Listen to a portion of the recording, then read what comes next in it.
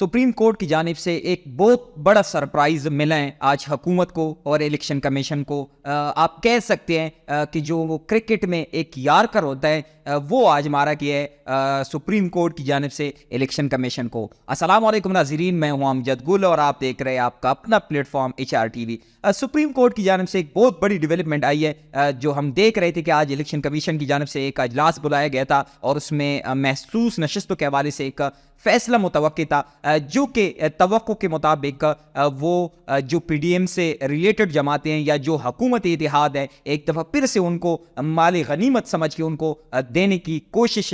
میں لگی ہوئی تھی اس وقت حکومت اور الیکشن کمیشن. لیکن پھر ہم نے دیکھا کہ سپریم کورٹ کی جانب سے ایک دفعہ پھر سے وضاحت اور آپ کہہ سکتے ہیں کہ وارننگ دیا گیا ہے حکومت کو بھی الیکشن کمیشن کو بھی، جس کا خلاصہ یہی ہے کہ ہم نے دوبارہ سے آپ کو یہ وضاحت دے دی، دوبارہ سے آپ کو یہ فیصلہ دے دیا کہ آپ نے آئین اور قانون کے مطابق محسوس نشستیں جو کہ ایک عوامی جماعت ہے اور عوام نے جس کو ووٹ دیا ہے آپ اس کو آئین اور قانون کے مطابق پاکستان تحریک انصاف کو اپنے محسوس نشستیں دے دے. یہ ایک واضح حکم ہے، ایک واضح فیصلہ ہے، ایک واضح پیغام ہے کہ آپ نے اس فیصلے پہ عمل کرنا ہے جو آپ ایک آئینی ترمیم کے لیے کوشش میں لگے ہیں اور اس کے لیے آپ نے الیکشن ایکٹ جو کہ آپ نے ایک ترمیم پاس کی تھی، جو کہ آپ نے ایک ایکٹ پاس کیا تھا، اس کا سپریم کورٹ کے اس فیصلے کے ساتھ کوئی لنک نہیں ہے اور آپ کو اس فیصلے پر عمل کرنا ہوگا. اس کے ساتھ ساتھ مولانا صاحب آن فائر ہیں. مولانا صاحب نے بھی جیسے کہ حکومت کو پچھلے ایک مہینے سے سرپرائز دے رہے ہیں، سرپرائز پہ سرپرائز دے رہے ہیں اور پھر کل ہم نے دیکھا ہے کہ مولانا صاحب نے پاکستان تحریک انصاف کے رہنماؤں کے ساتھ مل کر جو ایک پریس کانفرنس کی ہے اور ایک پیغام دیا ہے حکومت کو، بڑے غصے میں ایک پیغام دیا ہے کہ جس طرح آپ ایک سائیڈ پہ ہمارے ساتھ مذاکرات کر رہے ہیں اور دوسری سائیڈ پہ آپ میرے MNs کو یا سینیٹرز کو اغوا کر رہے ہیں، تو یہ دونوں چیزیں ساتھ ساتھ نہیں چلے گی. ایک اچھی بات ہے، دیر آئے درست آئے، لیکن یہ پیغام مولانا صاحب کو بہت پہلے دینا چاہیے تھا، اس وقت دینا چاہیے تھا جب یہی چیزیں پاکستان تحریک انصاف پچھلے الیکشن سے یا الیکشن کے بعد فیس کر رہے ہیں. اس کے MNs اغوا ہو رہے ہیں، اس کے سینیٹرز اغوا ہو رہے ہیں. اگر اس وقت مولانا صاحب پاکستان تحریک انصاف کے ساتھ کھڑے ہوتے تو آج شاید مولانا صاحب کو بھی یہ دن نہ دیکھنا پڑتا. لیکن پھر بھی دیر آئے درست آئے، وہی بات ہے کہ ابھی بھی یہ اچھی بات ہے کہ مولانا صاحب نے ایک سٹینڈ لیا ہے اور مولانا صاحب نے ایک پیغام دیا ہے حکومت کو کہ اگر تو آپ بدماشی کریں گے اور آپ بدماشی کے تھرو اس ترمیم کو پاس کرنے کی کوشش کریں گے تو پھر بدماشی کرنا ہمیں بھی آتا ہے. مولانا صاحب نے یہ ایک واضح حکم دیا ہے. اس کے ساتھ ساتھ ہم دیکھ رہے ہیں بلاول بھٹو زرداری صاحب اور حکومت اس وقت آپ دیکھیں کہ پچھلے ایک مہینے سے ان کا کوئی ٹائم ٹیبل نہیں ہے. وہ کسی بھی ٹائم منہ اٹھا کے مولانا صاحب کے در پہ حاضر ہو جاتے ہیں، ان کے منتیں کی جاتی ہیں، ان کے پاؤں دبائے جاتے ہیں، ان کو درخواستیں کی جاتی ہیں کہ کسی بھی طرح سے آپ ہمیں اس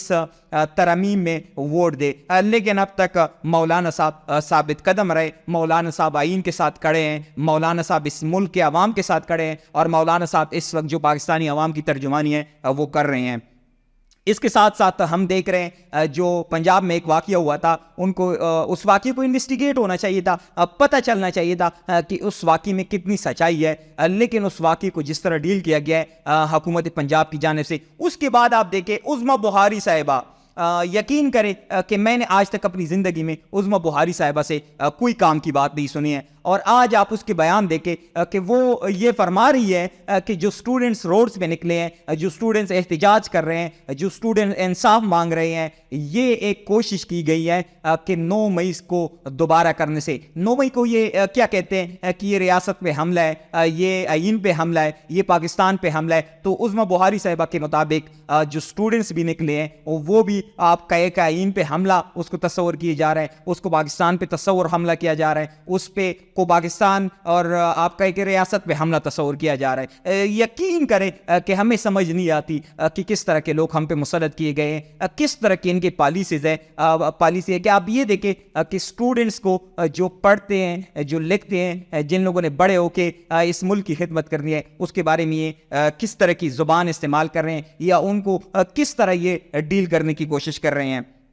اس کے ساتھ ساتھ نواز شریف صاحب بھی پیچھے نہیں رہتے. وہ جب بھی خبروں میں آتے ہیں کوئی ایسی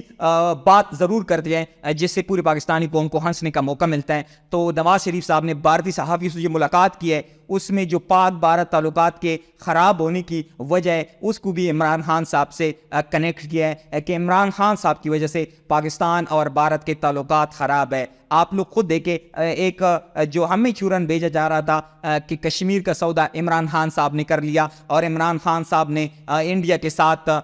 پورے کشمیر کا سودا کر لیا, لیکن آپ لوگ خود دیکھیں کہ کشمیر کا جو سگا ہے وہ کون ہے, اور کون جو ہے نا جو کشمیر کے نام پہ صرف سیاست کر رہے ہیں, اور کون بھارت کو پیغامات دے رہے ہیں کہ میں نے کچھ نہیں کیا ہے. تو عمران خان صاحب نے جو اس وقت اڈیالہ جیل میں پڑے ہوئے ہیں وہ آپ کے ساتھ تعلقات ٹھیک کرنے کی خواہش نہیں رکھتا تھا. جو تعلقات خراب ہوئے ہیں وہ اس کی وجہ سے ہوئے ہیں.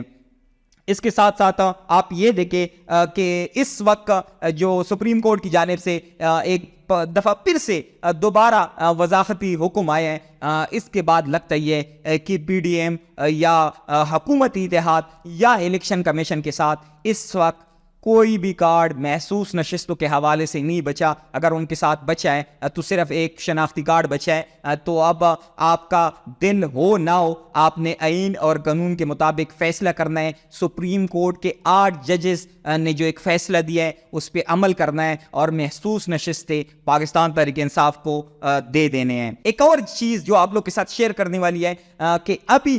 جو اس ملک میں فسطیت کی ایک حد ہے وہ حد اس وقت تمام ہو چکا ہے, وہ حد کراس کر چکے ہیں.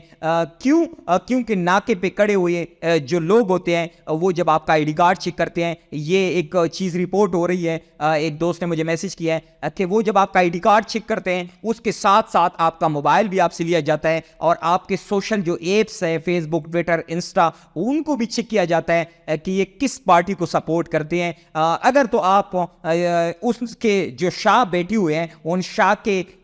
پارٹی کو سپورٹ نہیں کر رہے, ان شاہ کے پسندیدہ لوگوں کو سپورٹ نہیں کرتے, تو پھر بھی آپ کے خلاف کارروائی کی جاتی ہے. تو یہاں سے آپ لوگ اندازہ لگا لیں کہ اس وقت یہ حکومت کہاں پکڑی ہے اور یہ پاکستانی عوام کو کیا سمجھ رہے ہیں. ایک اور جو آخری بات آپ لوگوں کے ساتھ شیئر کرنا چاہوں گا کہ اس وقت جیسے کہ ہم دیکھ رہے ہیں کہ مولانا صاحب اور پاکستان تحریک انصاف ایک پلیٹ فارم پہ ہیں. اگر تو آنے والے دنوں میں پاکستان تحریک انصاف اور مولانا صاحب اسی طرح ایک پلیٹ فارم پہ رہے اور اگر ان لوگوں نے احتجاج کا اعلان کر دیا تو آپ لوگ یہ چیز سمجھ لے کہ اس حکومت کے لیے اس کے بعد چلنا بالکل ناممکن ہو جائے گا. اب تک کے لیے اتنا ہی, والسلام.